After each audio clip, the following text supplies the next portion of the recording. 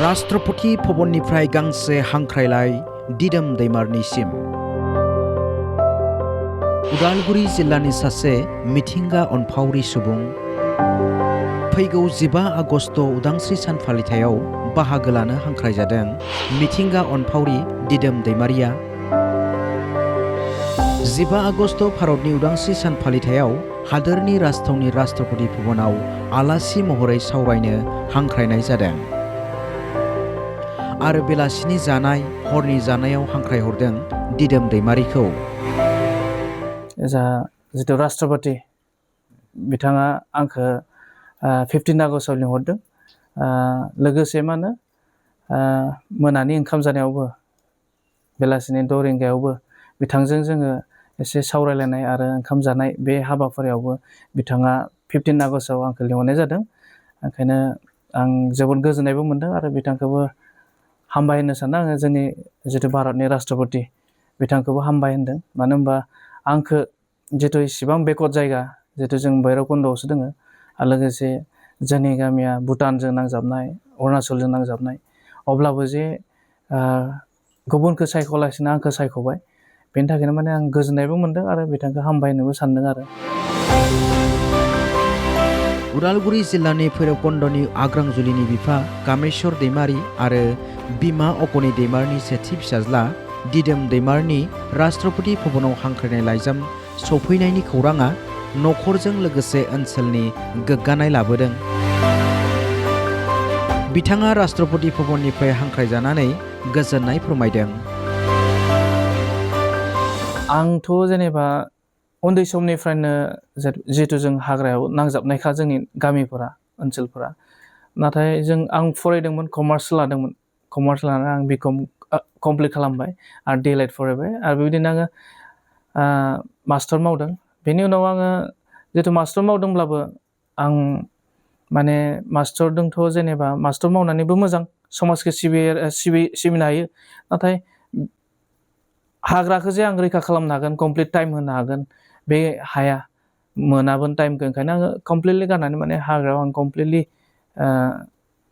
हाग्रा दंफां लाइफां जिब जुनारखौ बासायनो थाखाय माने कमप्लिटलि गथायनाय जादों आरो लोगोसे आं बेबायदिनो मावबायानो थादों आरो आं मावलांबायानो थागोन। जितु आं गोबां जायगायाव जोंनि ओनसोलफोराव फरेस्ट डिपार्टमेन्टजों लोगोसेनो आं खामानिखौ मावफाबाय थायो। माबा मोनसे मावनोब्ला बिथांमोनाबो आंखौ लिंहरो, माबा मोनसे रेस्किउ खालामनोब्लाबो आं थाङो, हेफाजाब जोङो होलायो।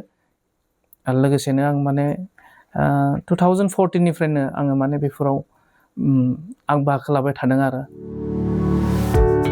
दिदोम दैमारिया सासे मिथिंगा अनफावरि आरो समाज सिबियारि सुबुं महरै सिनायजायो। बिथाङा आरयनक एनजिअ'आव फिल्ड क'अर्डिनेटर हिसाबै खामानि मावगासिनो, गुबैयै एलिफेन्ट रिसार्च एन्ड कनजारभेशन डिभिजनावबो खामानि मावगासिनो दं दिदोम दैमारिया। बिथाङा सासे फोरोंगिरि खामानि मावदोंमोनब्लाबो उन समाव मिथिंगा अनफावरि महरै हाग्रा सम्पद, हाग्रानि मि जुनाद रैखाथि होनायनि खामानि मावनायाव नांथाबबोदों। बेनि अनगायैबो भैरबकुन्द इक' टुरिज्म एन्ड कनजारभेशन ससाइटियाव आफादगिरि महरै खामानि मावगासिनो। लोगोसे दैसा खान्दा JFMCनि आफादगिरि महरैबो बिथाङा बिबान आजावनानै खामानि मावदों। बिथाङा सासे टुरिस्ट गाइडबो। बेबायदिनो बिथाङा गोलाव सम हाग्रा रैखाथि आरो हाग्रानि मि जुनादनि रैखाथि होबोनायाव खामानि मावबोनानै दिनै राष्ट्रपति भवननिफ्राय हांख्रायजानाया ओनसोलनि गोग्गानाय लाबोदों। आं बेखौथ' आं जेनेबा जोबोद रंजानाय मोनदों। मानो होनबा आंनि सायाव जेनेबा जे आं बायदि मावनाय गोबां खामानि मावग्राफोरबो दोङो, नाथाय अब्लाबो आंखौ जे सेलेक्ट खालामबाय आरो आंखौ लिंहरबाय, हयथ' बेयो आंनि थाखाय रंजाथावना बाथ्रा आरो लोगोसे खाफाल गोनांबो होनना सानना लानांगोन। मानो होनबा लाइफआव आं सानफेराखैमोन जे 15 आगस्टआव जोंनि भारत हादरनि जितु सेलेब्रेसन खालामो राष्ट्रपति भवनाव, नैबे सेलेब्रेसन टाइमाव आं जे नुहैगोन, लोगोसे जोंनि भारतनिनो राष्ट्रपतिजों ओंखाम जानो लोगोसे मोनफागोन बा सावरायलायनो रायलायलायनो जों मोनफागोन, बेखौ आं सानफेराखैमोन। नाथाय खाफाल गोनां होनना बुंजायो आरो निस्सय इसोरखौबो हामबाय होनदों, जिहेतु इसोरा लोगोसे थानायखायसो जेनेबा बेफोरो माने जौगालांदों होनना साननो हादों आरो। बिथांनि बेबायदि सायख'जानाया गावजों लोगोसे ओनसोलनि आरो बर' माहारिनिनो गोग्गानाय आरो रंजानाय लाबोदों।